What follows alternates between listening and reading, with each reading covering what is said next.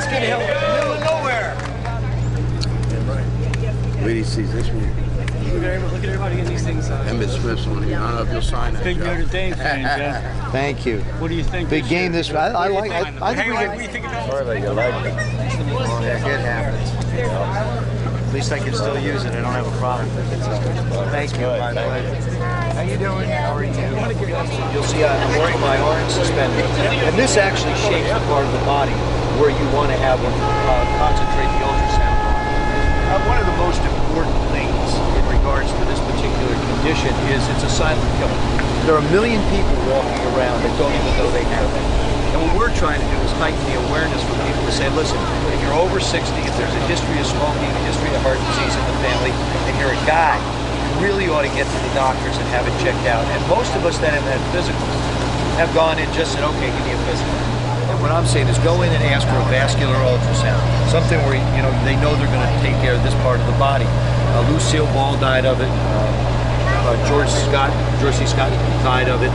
Bob Dole has been diagnosed with one. Bob Uecker had one. James Garner had one. So there have been some notable people that have had this condition. And if it goes untreated, there's a possibility that it becomes fatal. If you can diagnose it early enough, you get with a vascular surgeon, a vascular physician, they'll give you the options to be able to take care of yourself. What are the options? Well, I'm not a doctor, but obviously surgery is one.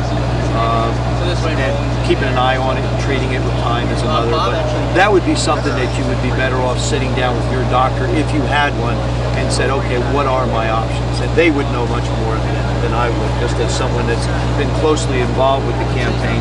My responsibility, the way I look at it, is I want to make sure that people are aware that this exists. This is a condition that exists. It's called AAA. It doesn't have anything to do with automobiles. It has everything to do with abdominal aortic aneurysms. And then you do the vascular one too, which is actually located right in. That will be the sonographers in the rooms, back in the floor. Okay. Yeah. So that's the one aspect of physicals that nobody ever thinks about. Everybody thinks about EKGs, blood tests, everything else, but nobody ever says, can we check the vascular part of your body? And really, if it wasn't for that particular aspect of a physical, my father would have never been detected as having a AAA. So, I feel very lucky to still have my dad around, and it really was because of the thoroughness of the doctor that gave him the physical. He'd had a history of heart issues and stuff like that.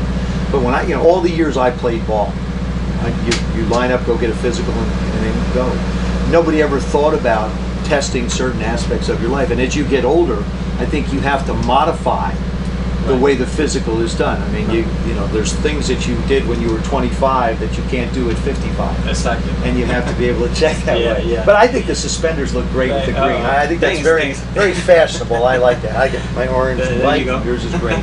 Well, thank you. I appreciate it. Well, thank you. Thank you very much. You bet. Yeah. I'm okay. Don't anybody worry, I'm okay. You passed the test. You passed the test. That's great.